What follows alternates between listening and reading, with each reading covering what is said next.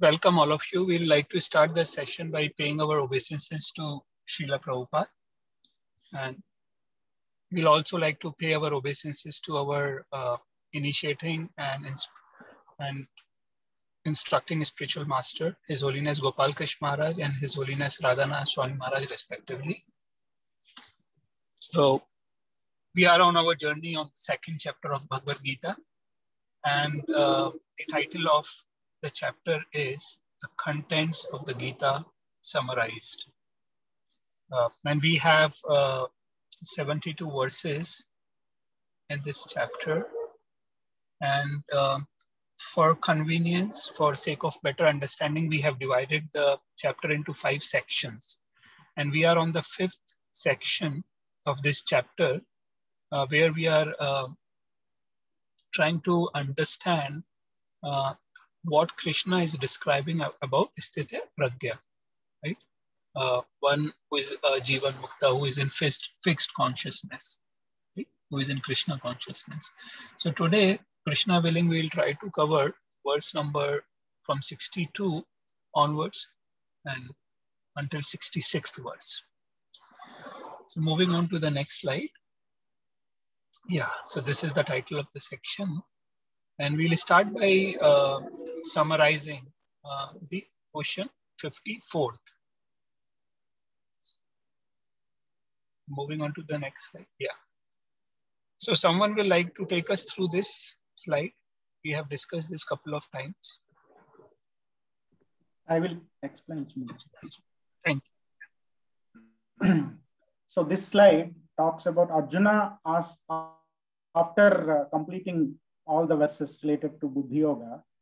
And from the last verse of Buddhi Yoga, from the word Samadhi, Arjuna picks that keyword and he forgot about the verse number 2.37 and 2.38.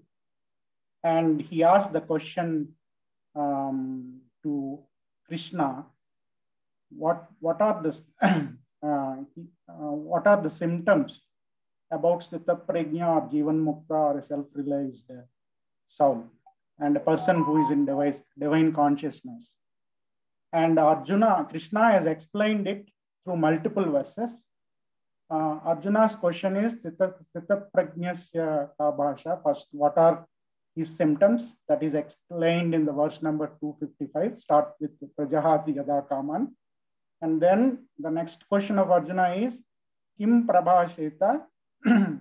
Means how does he speak? And then how does he react to the dualities of the world? So the verse number 2.56, Dukkesh Vanudvigmanaha, that verse explains that. And then verse number 57, that is related to Yes Sarvatra Nabhisnehas. So he explained from both these verses how Sthita Prajna speaks and how reacts to the dualities of the world. And then from verse number 58 to 63, he explains how Sthita Prajna restrains his senses from the sense objects, starting from the tortoise and the last one, Tani Sarvani Samini. And then the last 64 to 71 explains how does he respond to the sense objects. Harshad, can you mute people who are not speaking? Harshad, you can mute them as a host. I'm just checking. Hello? Just open them. Can everyone please? Oh, sorry. Okay. Yes, Sumit, am I audible? Right. You are audible. Yeah. Sumit, you are audible. Yeah, everyone is muted, Sumit. Yeah, we can go ahead now. Thanks.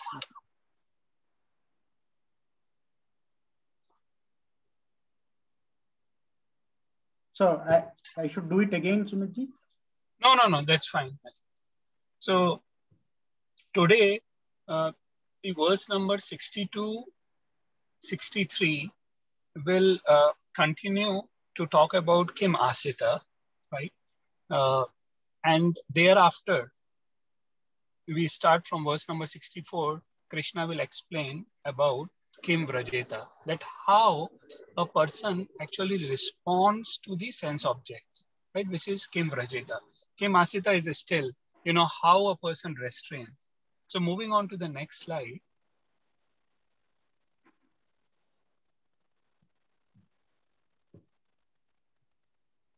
This verse is basically the starting of verse, and it is linked in a way to the previous verse, which we recited today. Tani sarvani sayyamya yuktasita matpara vashehi yasya indriyani tasya pragya pratisthita. Now, in that verse, Krishna is saying that how you can control your senses. He gives a formula basically. Because in the previous verses also he has said that, until unless you have a higher taste, it's almost impossible to control the senses. And in this verse, like verse number 61, Krishna, for the first time, it is like he drops the nectar of devotion in Bhagavad Gita, whereby he is saying mat para, right? Yukta asita mat para, that you should focus on me. While trying to control the senses, you focus on me. And when you focus on me, vashehi yasya indriyani, you will be thereafter able to control your senses. Without that Krishna in the center, without him being in the center, it's almost impossible to control the senses. Param drishtva nivartati, right? We heard that. So now this verse is describing if we don't focus on Krishna, right? If we are not controlling our senses, then how we will fall down and will always be entrapped in this material world. So someone will like to recite the Sanskrit? I can recite this. Hare Krishna. Dhyayato vishayan pumsaha sangasteshu pajayate sangat sanjayate kamaha kamat krodho bijayate. Very nice, Ramyani. So someone will like to read the translation? Yeah, I can do it. While contemplating the objects of the senses, a person develops attachment for them. And from such attachment, lust develops. And from lust, anger arises. Thank you, Prashad. So this verse is almost self-explanatory, right? Here, if you see, I've placed a picture there. What we plant in the soil of contemplation, we shall reap the harvest of action. Right? So here Krishna uses a very important word, dhyayato. Dhyayato means contemplation. And it is not, he has not used the word just seeing or hearing, right? It's not by seeing or hearing that we will get attached to something. Sangha teshu pujayate. Right? It is a sequence. I will explain in the subsequent slides that how it is a sequence which starts from contemplation to attachment to a strong desire of having that thing, which is known as lust, right? And thereafter, if that desire is not fulfilled, then what happens? We develop krodha, kamat krodho vijayate. So if the lust, if our intense desire to obtain that is not fulfilled, then we get angry. And if by chance it gets fulfilled, then what happens? We develop greed, right? So this verse actually, here Krishna is saying, Krishna understands that, we cannot walk or roam around in the world blindly or, controlling the senses, totally. It's impossible. What Krishna is saying, yeah, you can look around, but what you have to do is don't contemplate. Now, what is the difference between the two? What is the difference between looking around and contemplating? Can anyone share? Would anyone like to share? I think once you look into once you see the sense object, then you register that in the mind, and then the mind will constantly hesitate or think about that. It is right. Yeah. Yes. The point is that if we go to the extent of imagining that how will I gratify my senses with that sense object, if we let our imagination go wild, thinking about how we are going to gratify our senses with that sense object, that is what is known as contemplation. And that is where we develop attachment. Attachment is something that, a strong desire to obtain that object, whatever it could be, So that is what is known as attachment. And that is where Krishna has used, a very important and very precise word, which is dhyato, contemplation. Okay, moving on to the next slide. Dr. Mamta, would you like to add any point here? Okay. No. Okay, we will move on to the next slide. Okay, now here is an example of a devotee, Haridas Thakur. And this is not the first time that we are discussing about Haridas Thakur. Let me remind you that Haridas Thakur is a devotee, who chanted almost 300,000 names of Krishna every day, right? He would chant the Hare Krishna Mahamantra, Hare Krishna, Krishna Krishna, Hare Hare, Hare Rama, Rama Rama, Hare. Almost 20 to 22 hours in a day, right? And we already discussed that by birth, superficially, he was born in a Muslim family. But here is an example which Prabhupada shares in the purport, that this devotee was utilizing his senses in Krishna's service. Even though this devotee, Haridas Thakur, was beaten by Muslim rulers, that how was he setting a wrong example for Muslims? That being a Muslim, he's taking, up the Hindu religion, so-called Hindu religion, right? By chanting names of Krishna. So he was beaten up by the Muslim rulers in 22 marketplaces. Even then, he would not stop chanting the names of Krishna. And, when someone speaks badly about us, or, beating so badly, what do we think? We think that, we try to curse that person. But Haridas Thakur, in his heart, he was thinking that these people, Krishna, please, don't do anything bad to them, right? They don't know what they are doing. And in order to protect them, for getting more sinful reaction, he pretended to have died, right? And he just lied down. And then these, people, they stopped beating him, right? And they went out. So this was the devotee, who had full control over his senses. He was utilizing everything for Krishna, to that extent that once, a envious person sent a prostitute to him, to sort of agitate his senses. But what he said, to that prostitute, what did Haridas Thakur said to that prostitute? That let me finish my rounds and then I will speak to you, right? And he kept on chanting. And his chanting was so pure, so pure. And that prostitute kept sitting there and hearing, right? Because she was on a specific task and she cannot move around. So she had no option but to keep sitting there and hearing, right? And here was Haridas Thakur, who will chant for 22 hours. And what will happen?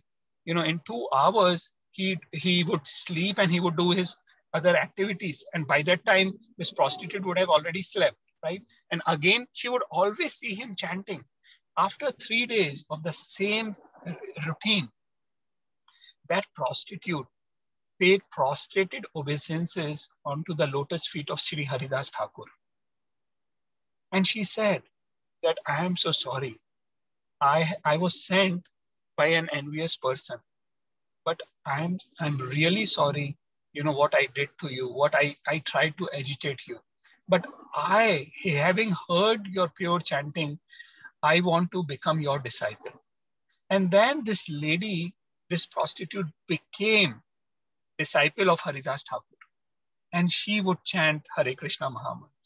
This was the power of someone who had full control of his senses by utilizing them in Krishna's services. So, Harshad, if you move on, yeah. So now, what was the position of Haridas Thakur, right? Of this Matpara devotee? That Chaitanya Mahaprabhu would come to his kutir in Jagannath Puri every day, because being born in a Muslim family, he was not allowed to enter the Jagannath temple. But Jagannath himself, in the form of Chaitanya Mahaprabhu, would come to give darshan to Sri Haridas Thakur. And Haridas Thakur left his body in arms of Chaitanya Mahaprabhu. And thereafter, what happened? Chaitanya Mahaprabhu took Haridas Thakur in his arms. He danced to glorify this devotee, and he said that he is Nam Acharya. From today onwards, he will be called as Nam Acharya Haridas Thakur. He has actually personified that how one should purely chant Satatam Kirtayantumam. How should, every time, how should one chant the holy names of Krishna? And personally, Sri Chaitanya Mahaprabhu, did the final rites for Sri Haridas Thakur. And even today, we can have darshan of the Samadhi of Haridas Thakur in Sridham Jagannath Puri, right? So we presented this because Prabhupada highlighted in his purport that how, when one is chanting Krishna's name, he is like a Matpara devotee. Yukta Asita Matpara. And when one is a Matpara devotee, Vashehi Yasya Indriyani, will be able to control his Tasya Pragya Pratistita. And then his intelligence will be fixed, right? Okay. So before moving to the next slide, I just want to check if Dr. Mamta will like to add anything here. So I just wanted to add, can you hear me? Yes, very clear. So I just wanted to add that we saw an example of a devotee in this. Because this devotee was getting higher taste in chanting Krishna's name, he was able to control his senses. But this is not the case with a non-devotee. A non-devotee will always, even if he tries to control his senses by artificial means, but ultimately what will happen? He will fail. Okay, there will be a fall down. Why? Because a slightest thought of sense pleasure will again agitate him, because he has not engaged them in Krishna's service. So that is the thing. Very nice. And we saw the example of one Muni, Vishwamitra. Thank you. So that's a very good. Sumitji, Sarabhara Muni also comes under the same thing, right? Yeah. Saubhari Muni. Yes. He was agitated, by what? By the fish. By mating of fish. Yes. Good. Thank you, Harshad and Shanmukji. So we'll move on to the next slide. Okay, who will like to recite this now? Verse number 62 and 63 are very much connected, right? So I will explain you how. Someone can recite this? Can I try? Yes, please. क्रोधात् भवति सम्मोहः सम्मोहात् स्मृति विभ्रमः स्मृति भ्रंश बुद्धिनाशो बुद्धिनाश प्रणश्यति. Thank you very much. Someone will like to read the translation? I can do that, Sumit. Yeah, thanks. Yeah. From anger, complete delusion arises, and from delusion, bewilderment of memory. When memory is bewildered, intelligence is lost. And when intelligence is lost, one falls down again into the material pool. Right. So if you see, this is basically a connection. Krishna is explaining that how from contemplation to falling down in this material world, how gradually things get aggravated, step by step by step. So if we move on to the next slide, we will see the sequence, the flow. So Dhyato, right? Dhyato is contemplation. Contemplation on sense objects. So if we contemplate on sense object, what happens as a consequence of that?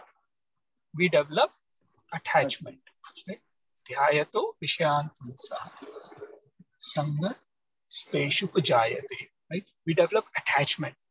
And we discussed already, what is attachment, that, you get attached to something. And I just want to ask a question. What do you think is the thing which in this world makes you get attached to something, which is propagating this whole, basically exploiting this, our weak point, I would say. And you should be cautious. Senses. Yeah, and sense objects, like, and there is a lot of advertisements.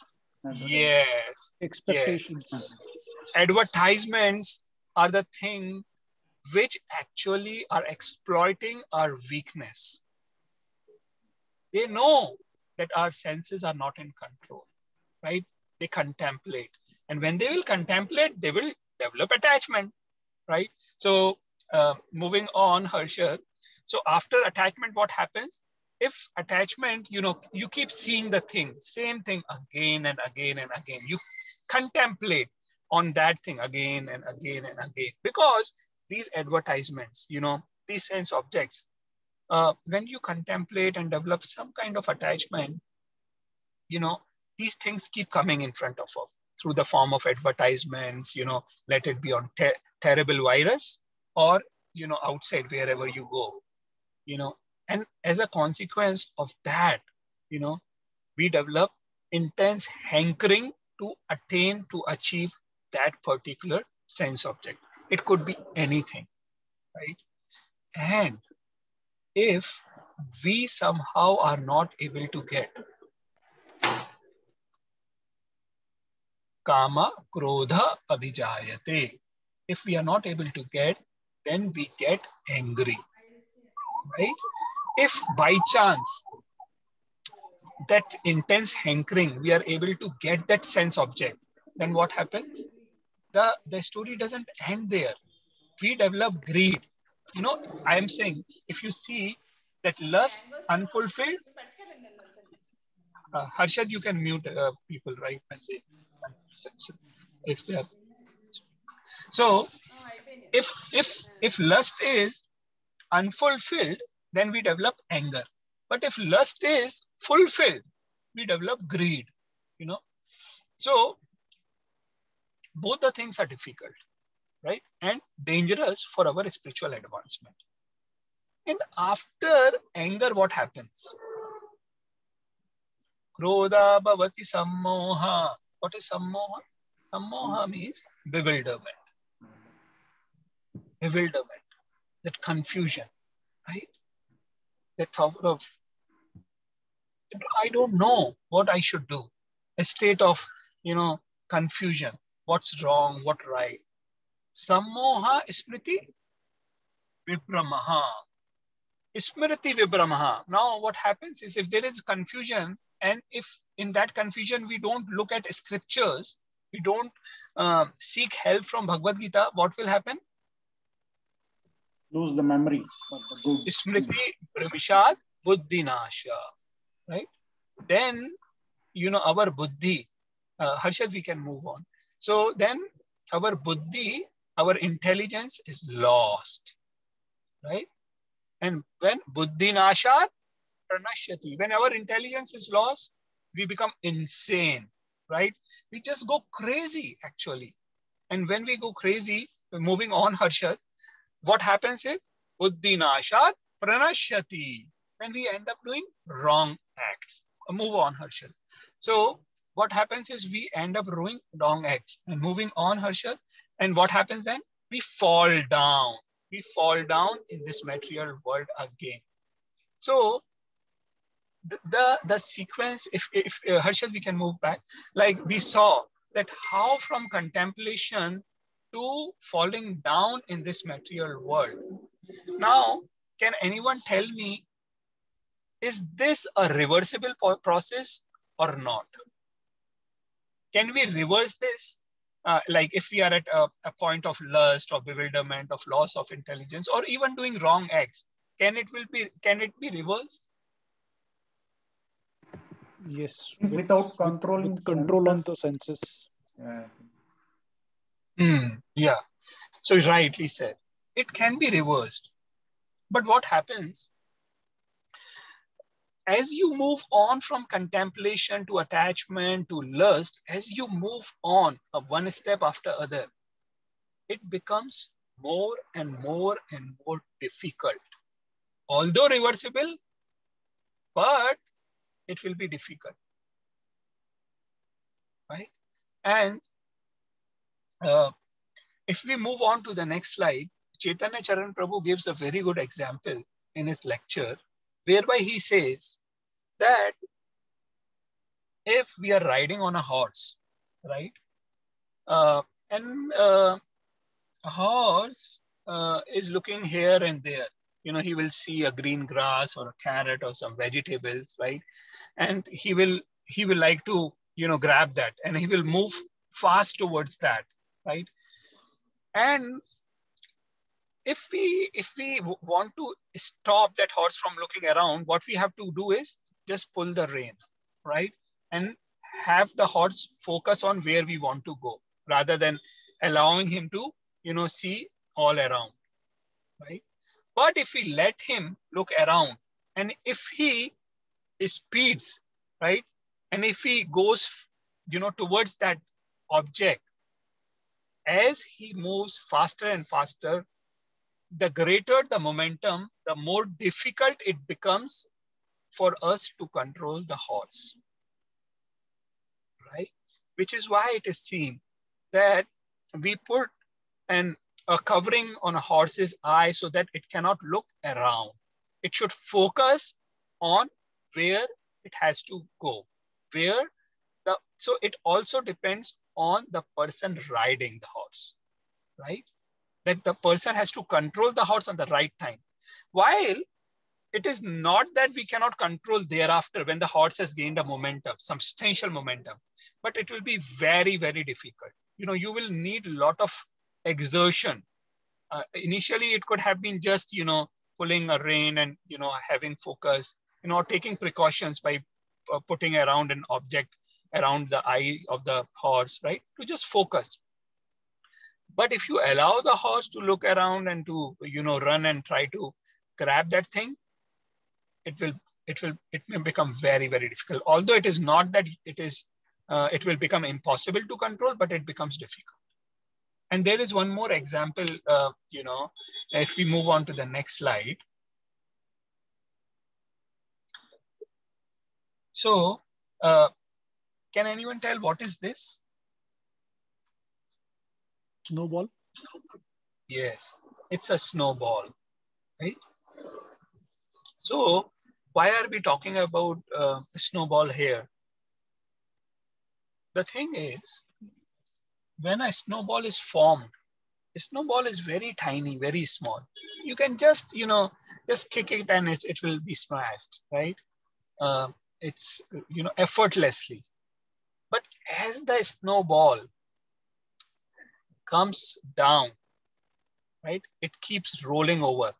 More and more snow will stick to it. And what will happen? The snowball will get bigger and bigger and bigger, to the extent it can become so big that it can devour you. It can just, it can just bang you, right?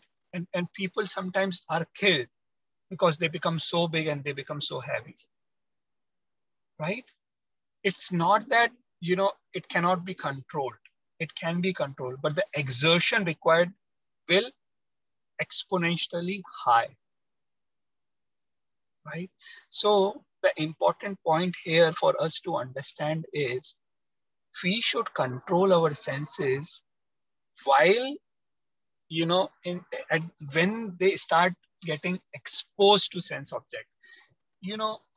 Looking around things is not wrong, and it is impossible to not look around. But what is important is not let your imagination go wild, which is what is known as contemplation. You will have to control your imagination. Rather, use your imagination for positive things. How you can utilize this thing for Krishna, how, how you feel compassionate for people, who are doing something or the other, right? You have to, basically connect everything to Krishna. You will have to become a Matpara devotee. And until and unless, you are not connecting, or we are not connecting things to Krishna, it becomes difficult. And we will be devoured by that particular sense object. It will become very, very difficult, although not impossible, but it becomes very difficult for us to control, right? So before moving, I just want to check if Dr. Mamta has anything to add on this. No. Okay, good. So we'll move on, Harsha. Okay, now Prabhupada highlights a verse in this purport. Bhoktaram yag tapasam sarva loka maheshwaram suhriday sarva bhutanam yatva mam shantim rachati. This verse is from 5th chapter, 29th verse, the last verse of 5th chapter. And Prabhupada is highlighting in the purport again that fact of Matpara. Until and unless you realize that everything belongs to Krishna. In this verse, Bhoktaram Yagatapsam, Sarvalok Maheshwaram, that I am the Bhokta. Bhoktaram Yagya Tapasam. I am the Bhokta. I am the beneficiary of all sacrifices and austerities. Sarvalok Maheshwaram. I am the proprietor of everything, of all the planets. Sometimes we think, this is my flat, this is my land, and I will, dream that what am I going to do on this land? What am I going to do this flat? But Krishna here is saying, I am the proprietor. So we are in competition with Krishna, right? But if we try to see in a way that I am caretaker of this property, this is Krishna's property, and how I can utilize this particular thing. Krishna is saying, I am Sarvalok Maheshwaram. I am Bhoktaram Yagatapsam. And thereafter, what Krishna says? Suhrida Sarva Bhutana. I am the well-wishing friend of everyone. Not only that, I am the, Lord of everything. Krishna is not a demanding Lord. While Krishna is a loving Lord. He's saying Suhrida Sarva Bhutana. That is very important for us to understand. Right? And one who knows all this, Yatva Mam Shantim Rachati. One who knows all of these things, he will be in peace. And now, having understood that what Krishna is saying, so Harshad, if you press on, the verse will reflect, I think so. Right? If you move on. Yeah, right? So here, we have discussed this even before, that how everything in this world is Krishna's. Everything from sun to moon to water to the nature and our own body, Krishna has made. How we see that, engineers like, Dipesh ji, Prasad ji, Shanmukh ji, they, thousands of these engineers are working and their brains are behind making one cell phone. And our one cell of the body is tens of thousands times more complicated than the cell phone. And do you think that there is no brain behind that? It will be foolish, right, to think that way. So everything, and Krishna is specifically highlighting here, and even elsewhere, you know, mata parataram nanyat kinchidasti dhananjaya, right? And then, you know, many other verses, he says that I am everything. I'm the source of both material world and the spiritual world. There is no truth superior to me, right? So now when we know that everything belongs to Krishna, we should utilize it for Krishna. It is not an artificial imposition of our mind that, you know, mechanically try to focus on Krishna. No, it is naturally, you know, by default, what the word we use by default, we are Krishna conscious. By nature, we are Krishna conscious. It is now we have come under the illusion of Maya because we are trying to enjoy Krishna's property. We are trying to enjoy Krishna's nature. And that is why we are being always dissatisfied. You know, we always get angry. We always, you know, become insane and then, you know, end up doing wrong acts. But if we use everything for Krishna, at least give a fair attempt. And you know what Krishna is saying? Dadami buddhi yogam tam. Person who is putting efforts. Ananya yas chintayanto ye jana paripasate. There are several verses where Krishna is saying, if you are putting genuine efforts, you know, verse number 4.11. What is that verse, Dr. Mamta? 4.11? It is missing from my mind. Yatha mam prapadante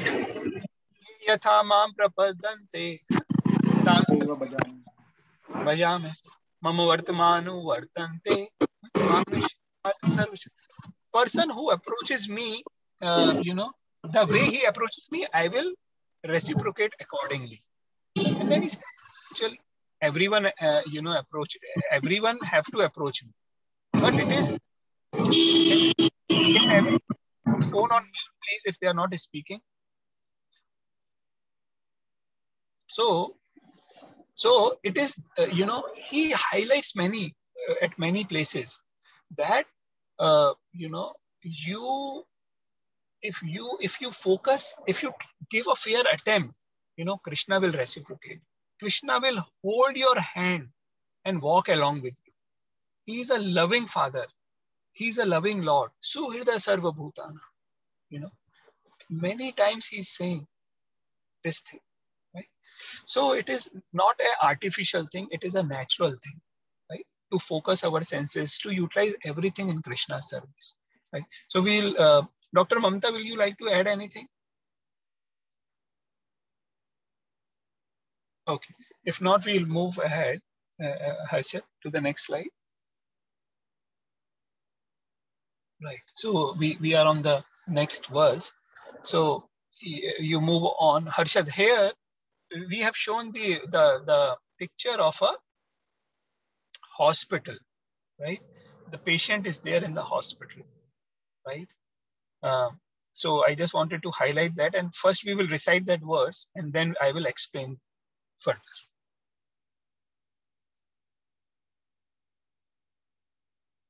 Someone would like to recite?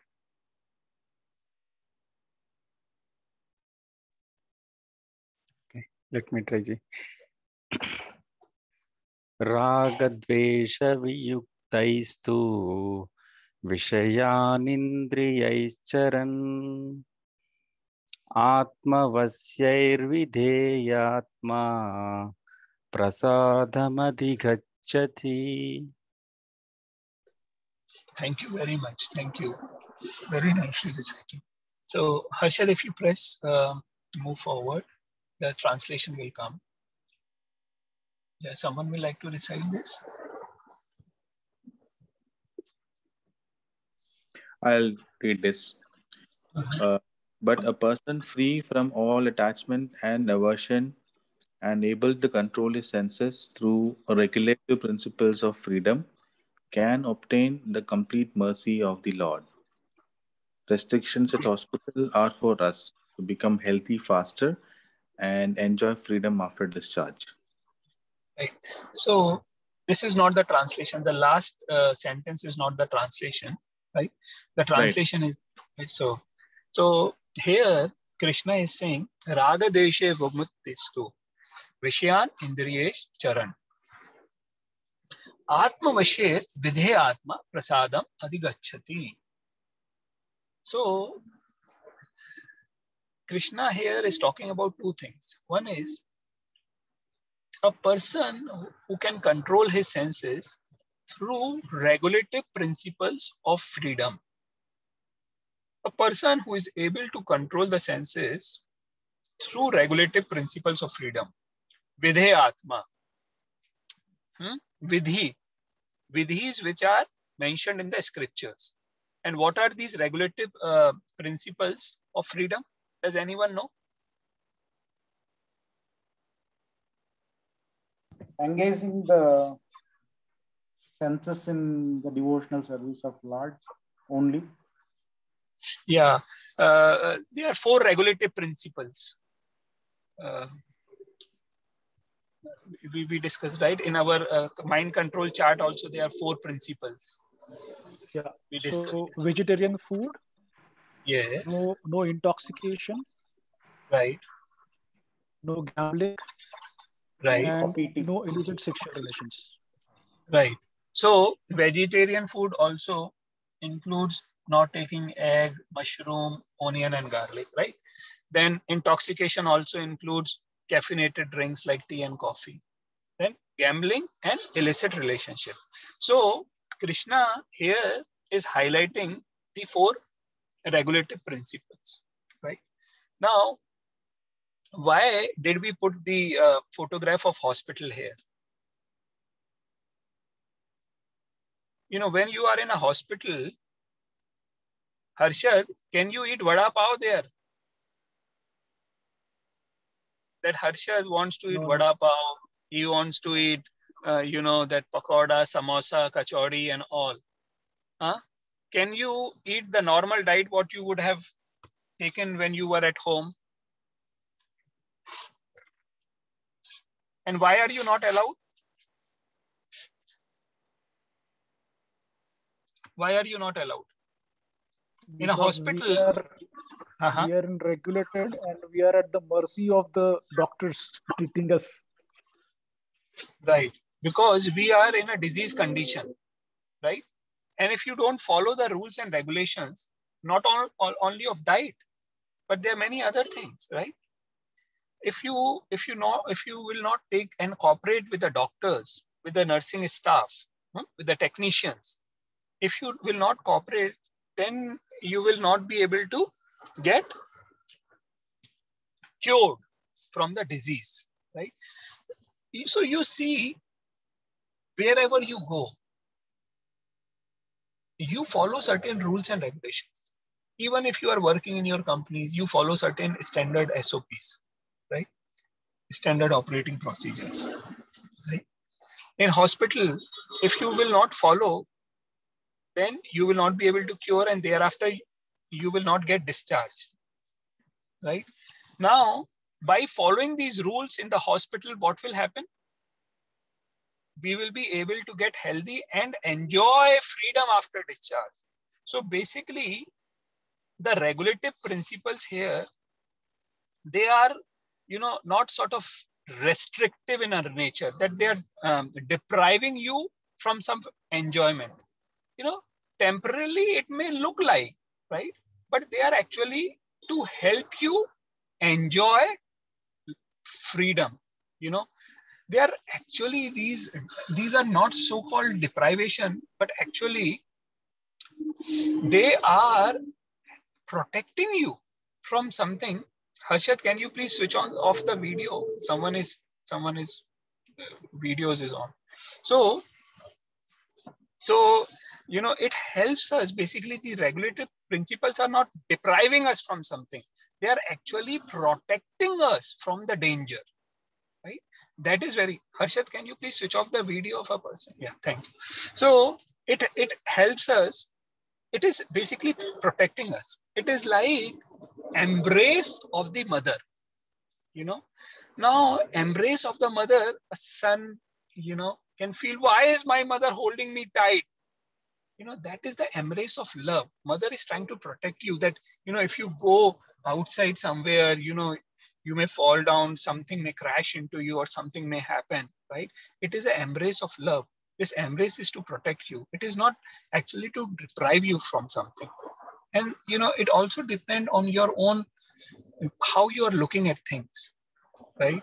If some person is after sense enjoyment, material pleasure, illicit things, unethical things, they will definitely feel that, you know, why there are so many rules and regulations? Why is my mom asking, you know, me to do Ekadashi, right? Why in Krishna consciousness there are so many rules and regulations? Why no meat eating? Why not, you know, why can't I just do anything and everything? Why, if God is there, why can't he let us be happy? You know, because we falsely think that we will be happy by doing all these things. But what are we doing actually to our, even if you look at materially, by eating anything and everything, what did we get recently? Corona, right? And what do we get by having, you know, all the illicit relationships? There is other virus, right? So if you have no sense control, even materially looking, you will not be able to enjoy. If you want to enjoy, even materially, you will have to have some sense control. And what to talk about, you know, people who look beyond, you know, who look inwards. That is totally a different paradigm altogether. And not everyone will look into these things in that way.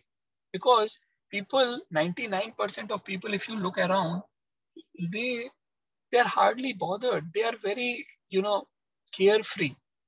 And we feel so sorry for them. What are they doing to their lives? Right? So here Krishna is saying that a person who is trying to control his senses through these regulative principles of freedom, he will be free from all attachment and aversions. And then what will happen? Prasadam adigacchati. He will get mercy of, he will get my mercy. Prasada is not just what you eat, you know, what offered food. Prasad means basically mercy, mercy of Krishna, you know. Prasadam adigacchati. So if we try to control our senses by following those rules and regulations, you know, then we will be able to get mercy of Krishna. And if we move forward to the next slide, Dr. Mamta, will you like to add anything here?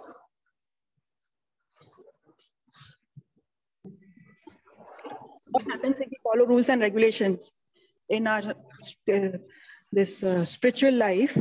Then our mind will become pure. And if mind becomes pure, then it will become very easy for us to focus on Krishna conscious activities. Yes.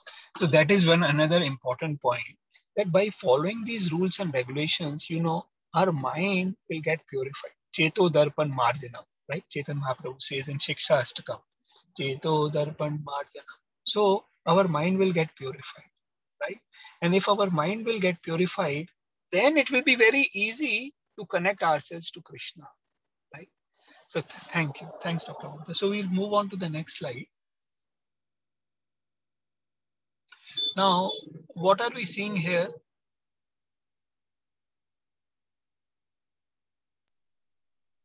Yeah, so the building worker wearing helmets to protect themselves, following the regulations. Right. Very good. Thanks, Harshit. So here, this is a construction site.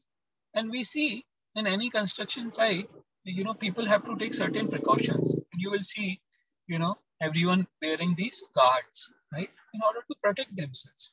So these are not restrictive in nature. So-called, it may look, you know, restrictive, but the aim is to protect them, right? So thanks, Harshit. We'll move on to the next slide.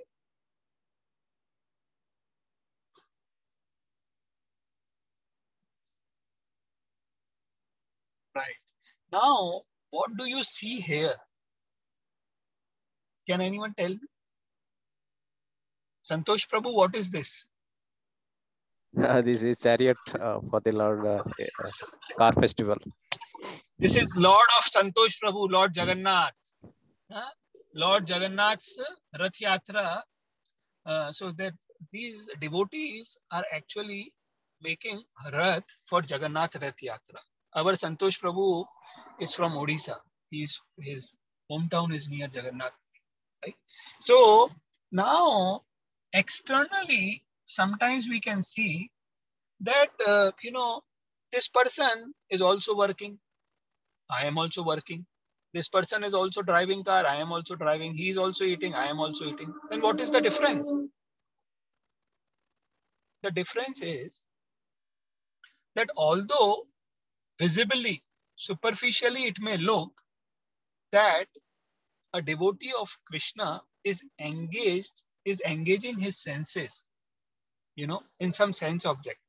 But because that devotee is involved in Krishna conscious activities, in engaging his senses in serving Krishna, he would never get, hooked to anything. He is serving Lord as and when Krishna wants him to serve. Whatever Krishna says, he will do. So he has no attachment and he has no aversion.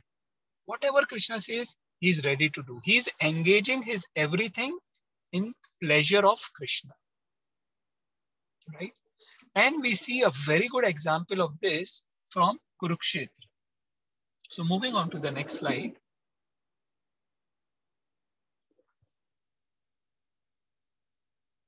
So what do you see here?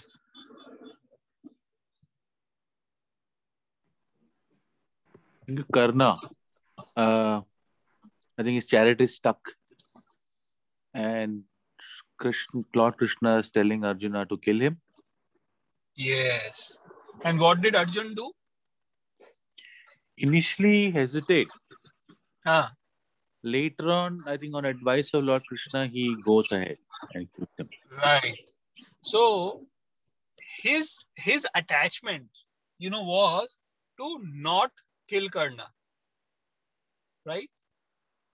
And he was averse to killing Karna. Right? But when Krishna told him, go ahead, what did he do? He just went ahead. Right? So a devotee never thinks, he has no attachment and no aversion. If Krishna wants, if your spiritual master wants you to engage in some services, they are transcendental. If Krishna is telling you to do something, they are transcendental. Superficially, visibly, it may look they are not correct. Many people say the Gita is promoting war. Gita is promoting violence, but that is nonsense. People who look at Gita superficially, not even superficially, maybe with envious eyes, they can only look at it.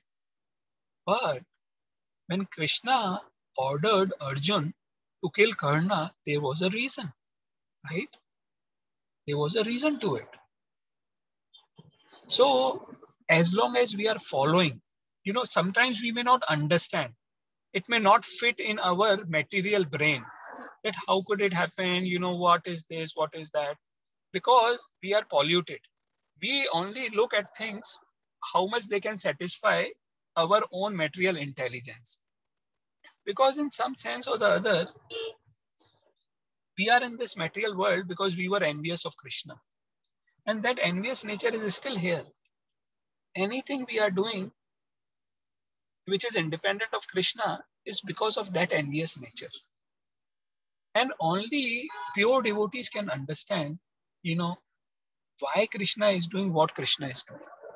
So that is what it is, a Matpara devotee. That is what it is, that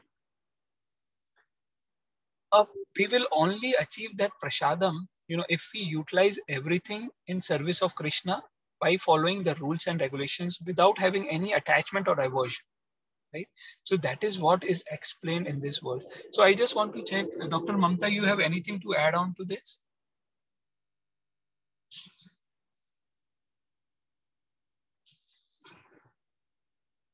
Okay. So if not, Harshad, you'll move ahead.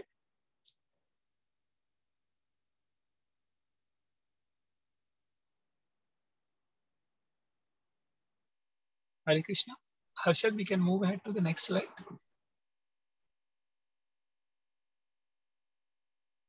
Right.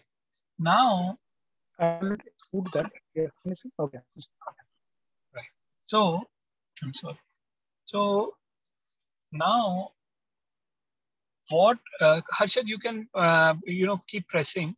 It will reflect all what we are talking about, like chanting, reading, hearing, right, and eating prasad, deity worshipping, right. So, what are these activities? Which these activities are basically we are trying to engage our senses in Krishna's services, right? By chanting Krishna's name, by reading Bhagavad Gita, by hearing to lectures, by trying to initiate deity worship, by worshipping Tulsi ji, by eating only prasadam. We are trying to actually become a Matpara devotee, right? That is very important for us in our lives. So you see here the connect between what Krishna is saying. Actually, these verses from 54 to 72 are one of the most practical verses for a sadhaka devotee like us. They're very, very practical and applicable in our lives. Because we, all of us at this point of time are sadhakas, right? And these verses actually relate to all of us, right? So what we have to do is, and you see the connect that how we can control our mind by engaging all our senses, by engaging everything in Krishna's service. And the other important thing is, if we move on to the next slide, is following the vidhis, vidhe atman. So what Krishna said in this verse, that we have to follow the rules and regulations. So no meat eating, no gambling, no intoxication, no illicit sex. This is very important for us because, as Dr. Mamta said, that when we follow these things, right, we follow these principles, regulative principles of freedom, they will purify our heart. And then it will become very easy for us to dovetail everything in Krishna's service. Right? So Harshad, you'll move ahead.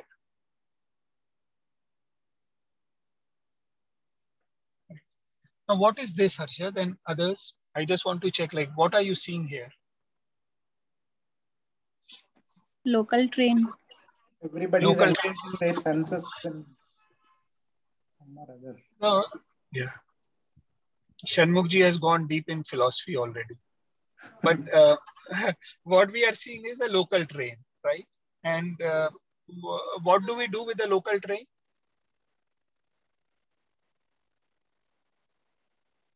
We go from one place to another. Traveling, right? It is a journey. And what is the title we have given to this group? Journey of self-discovery. Right, journey of self-discovery. And this is also a journey what we are seeing, So here in journey, in this train, in this local train journey, for example, if one of us started from our home, we wanted to go to an exam center because today we had to take an exam, right? So we sat in the train, and in the train, we sometimes become friends with co-passengers. We became friend and here and there. And the friend says, okay, let's go there. There is a nice, Baskin Robbins. There is nice Domino's and Pizza Hut and, Haldiram, Masala Puri and all this, Vada Pav. And then you forget about your exam and you go along with that person. So what will you call that person? Is that person intelligent?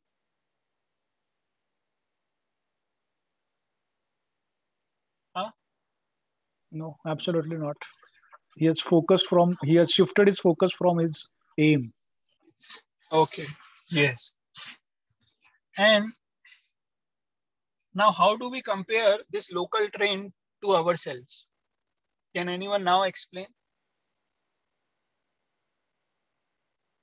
See, these local train, there are co-passengers. And in our journey, also they are co-passengers. And you know who are our co-passengers? Shanmukh-ji? Who are our co-passengers? Our friends, Senses. our relatives, our friends, our relatives, you know, our neighbors, our colleagues. These are our passengers. And we don't have to get hooked to these passengers. This passenger is saying, do this, do that.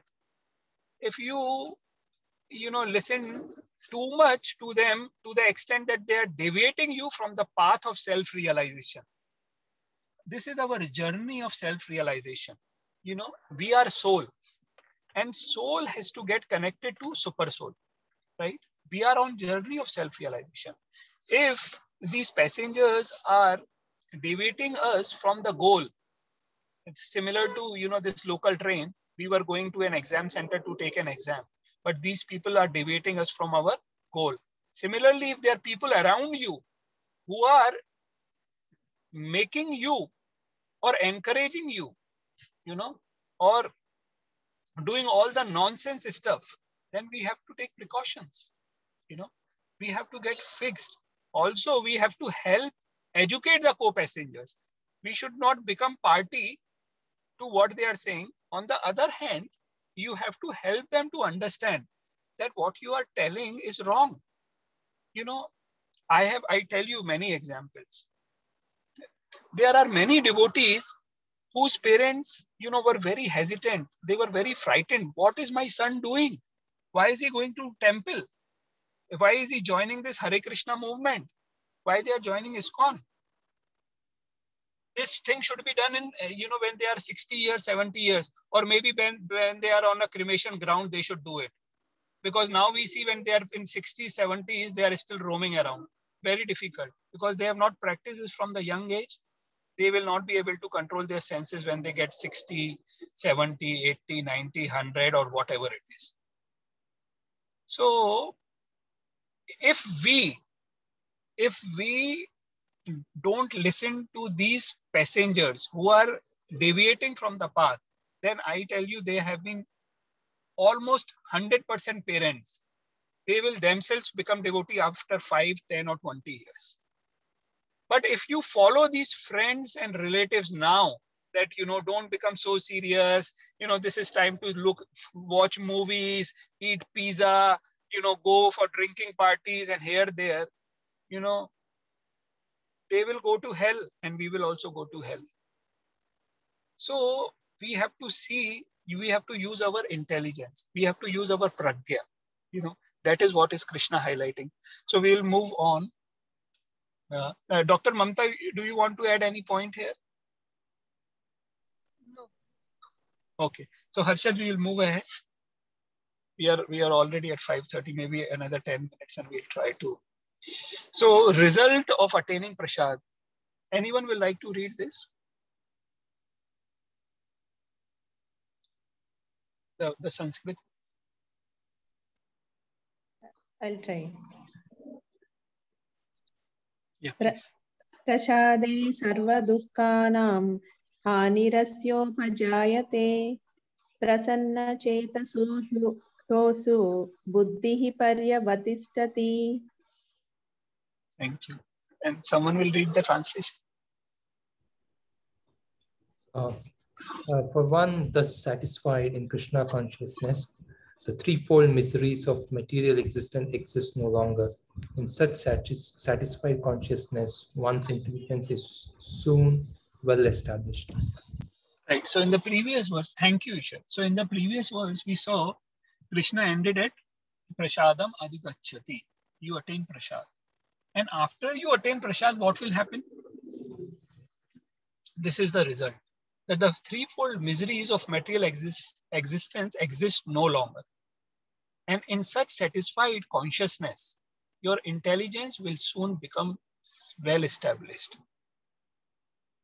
Buddhi paryavatishtate. paryavadhishtati buddhihi. So there are few important things in this. The one thing is that, what do we understand by not coming across the threefold miseries of material existence? These are adi atmik, adi bhautik, adi devik, right? Miseries caused by nature, like floods and hurricanes, or by fellow, human beings, right? Someone will scold us or chastise or say insane words, whatever, or from our own mind, depression, anxiety, and all those stuff, tensions unnecessarily. These are three. So does that mean that we will not have these problems, if we are connected to Krishna? See, what Krishna is highlighting here is not that we will not have any problems. As long as we are here in this material world, we will have some or the other problem. But the thing is that that thing will become negligible, insignificant, in front of the nectar of happiness, the nectar of bliss we are relishing in Krishna consciousness, right? So, for example, Harshad, if you please go on to the next slide. Whatever you are doing, there is some type of inconvenience. For example, if you are flying, from one place to another, you have to go through a lot of security procedures, right? Then air hostess will tell you, you tie your seat belt, you don't move around now, you cannot stand up, you don't do this, you open the windows, even that sun is coming, you have to keep it open, right? Do that. There's so many sort of inconveniences. But when you are going for a higher purpose, when you are traveling for a higher purpose, you want to meet your relatives, you want to meet your friends, or you want to, do anything related to your job, whatever. You have a higher purpose, and these inconveniences they become insignificant, right? Similarly, when we are in Krishna consciousness, there may still be inconveniences, but in front of the bliss, the nectarian bliss, all these things become insignificant. And there is one more important point. Harshad, if you please go to the next slide.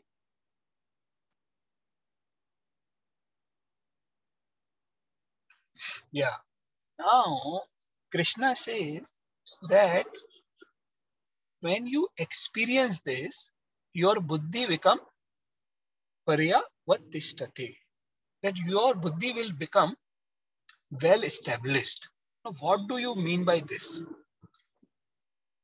Dr. Mamta, will you like to explain this? Yes. In this picture, you can see doctor has prescribed some medicine to a patient. Okay. So initially, when he went to the doctor, he had some faith that this doctor can treat him. So with that faith, he went to the doctor and he took the medicine. But when he gets all right after taking that medicine, he feels better. And now his faith becomes strong. His belief becomes strong. Similarly, when we experience ourselves, the joy of Krishna consciousness, then our faith and our intelligence will become well established. And then it will become very easy for us to go on this path.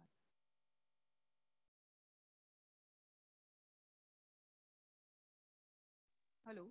Right. So here, the thing is that the experience we have when the patient took the medicine, initially it was just, little faith. But on the basis of that faith, when we do something, right, like little faith on devotees, little faith on Krishna, little faith on scriptures, if we try to follow that, then we will experience, ourselves by chanting the names of Krishna, the change in our heart. And there is a very nice verse in this regard in the 9th chapter. Rajavidya Rajaguyam Pavitram Idam Uttamam Pratyaksha Bhagamam Dharmyam Susukham Kartum Avyayam. That this process, Pratyaksha Bhagamam Dharmyam, that it gives us experiential bliss, we will feel not only that, it is king of knowledge, it is, it is very confidential, it is all pure, it is uttam, it is transcendental, but it is experiential. You experience that. And that is highest religion. So sukham kartum avyayam. And it is done then, because when you are experiencing something, then you will do it with joy. Avyayam means without stopping, right? So when you experience something, then your intelligence, then your faith, then your belief becomes very, what we say is fixed. So that is what Krishna is saying, that, and as of now, our intelligence, it's not pure, right? It is what we say is material intelligence. But when we follow scriptures, right, and when we relish that experience, when we have that experience, whatever it is said, it is changing me. It is purifying my heart. It is helping me, to become a better person. That experience will then, sort of fix our intelligence. Yes, now I will become determined. Right? So that is what it is Krishna highlighting in this verse. So we will move on to the next verse. Next slide.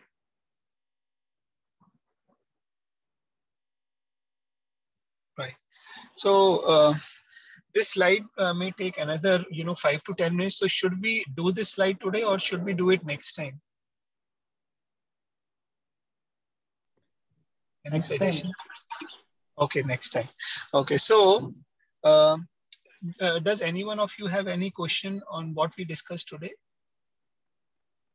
Sumitji, what is that pronunciation you said? It is prajna, right?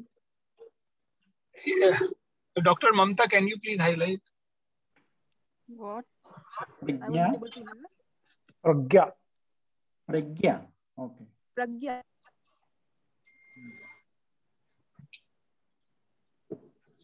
Any other question or any comment or anything? Any suggestion? Okay. So we'll stop the recording here.